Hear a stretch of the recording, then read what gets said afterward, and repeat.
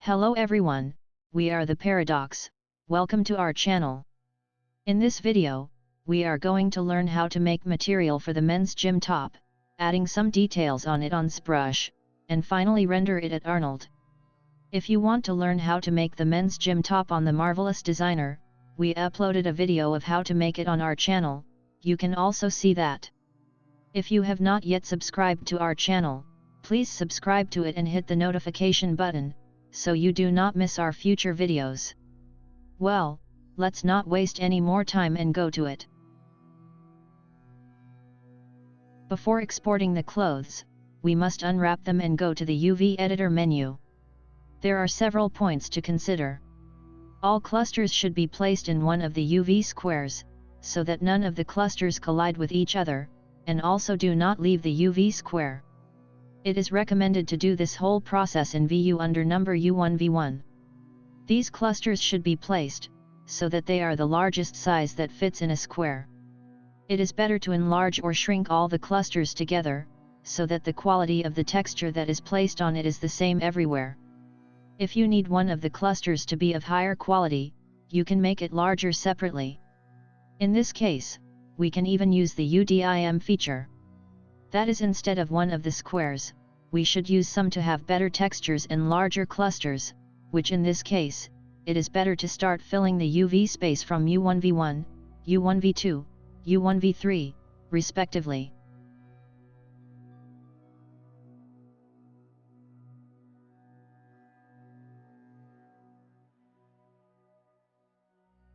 After completing the unwrapping process, we return to the model. We check the model to find the defects of the work. If the topology of our model is triangular, it is better to quadrangulate it to be better processed in Zbrush. We check the number of particles to find the right size. The point to keep in mind is that the number does not have to be high, to the extent that it has a good view from a distance. Considering that we work with several software, it is better to get the model in the most optimal output mode, and work on the details in Zbrush.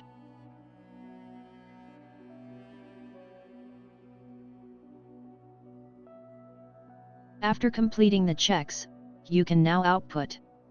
A few things are serious in the output settings of the model.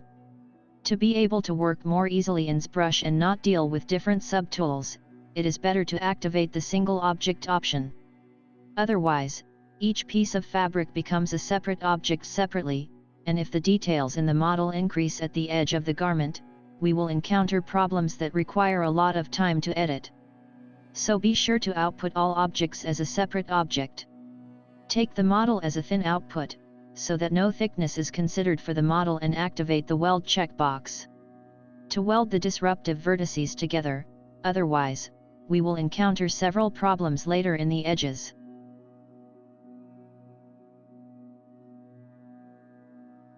In Zbrush, we enter the model and see that it has no thickness and all the models are a poly group, and in case of divide operation, details are added to the model and we do not encounter any problems. And we start to increase the details on the model, which uses several types of brushes in the project to get the right wrinkles and details. The details should not be so much that the appearance of the model changes completely, and too much detail causes us to move away from the generality of the model. So it is better to save the effect after applying each change, and look at it after a while to see the generality of the model.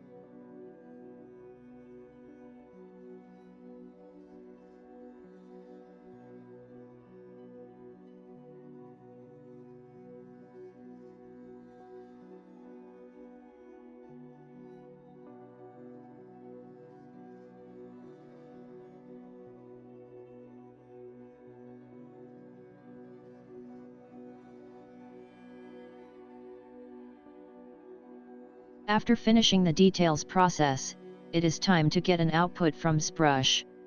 We need two types of output. The first is the low poly output that we can easily run in other software, and because this output is small, it speeds us up a lot. But this small output loses a lot of detail, and may be very different from what we envision. In this case, the second output helps us to recover lost details. The second output is high poly and may be very heavy and bulky, and cannot be used directly in other software, as it takes a long time to process. This output may even take a long time indirectly, and it is better to apply decimation operation on it, to keep it a little lighter while preserving the details. This operation eliminates the model topology and in some cases unwraps the model, which has no effect on the continuation of the work, and what matters in the high poly model is its location, and make sure that the model is exactly where the compact model is located. Output the file as OBJ or FBX. My suggestion is FBX so that smooth groups are applied to the model, and the model is not seen sharply in other software.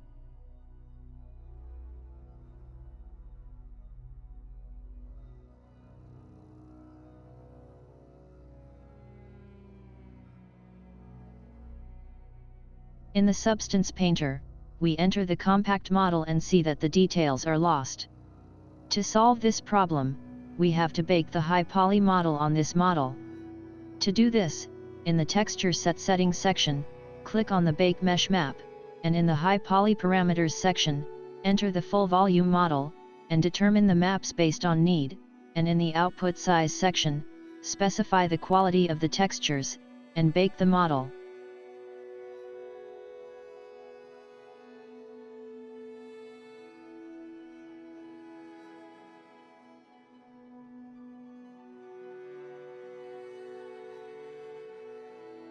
After finishing the baking process, we see that the details of the high poly model are on our model as a normal map.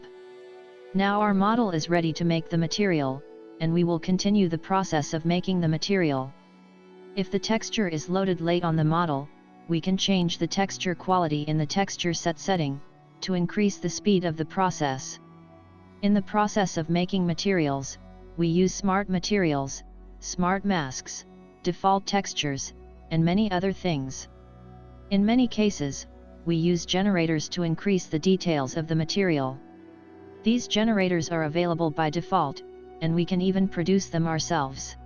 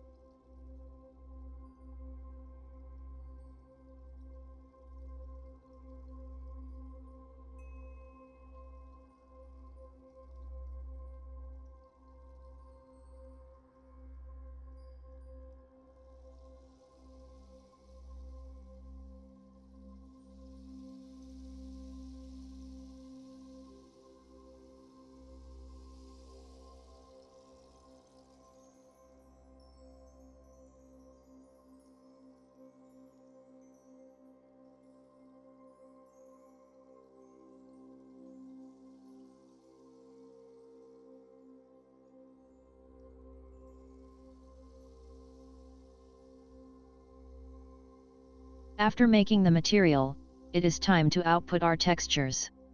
Because we do the rendering process in Arnold, we set the template to Arnold, and if we needed opacity or illumination maps, we had to add it manually to the outputs, and finally, we output the textures.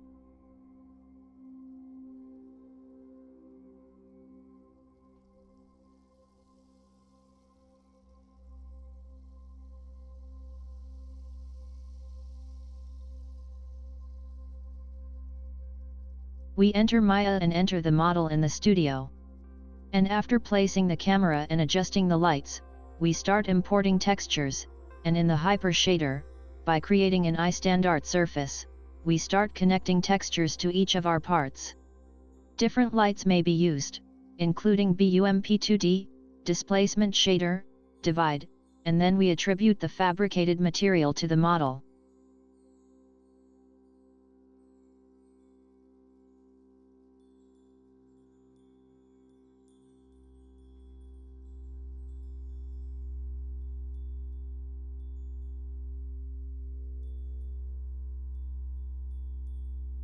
We start testing the renderings, and in case of any problem in the light or material, we go to the relevant section and correct it, to reach the desired light or material.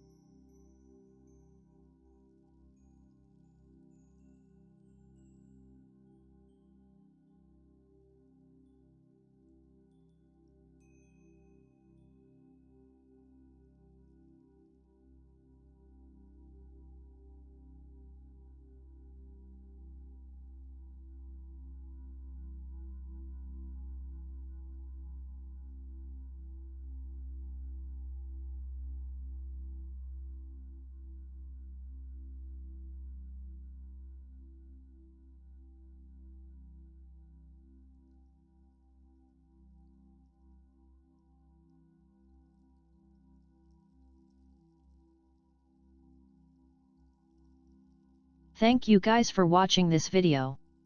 I hope this video was helpful to you and could have added something to your information. If you have not yet subscribed to our channel, please subscribe to it so that you do not miss our future videos.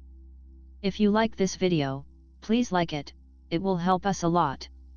If you have any questions, you can say them in the comments section. So I will see you in future videos.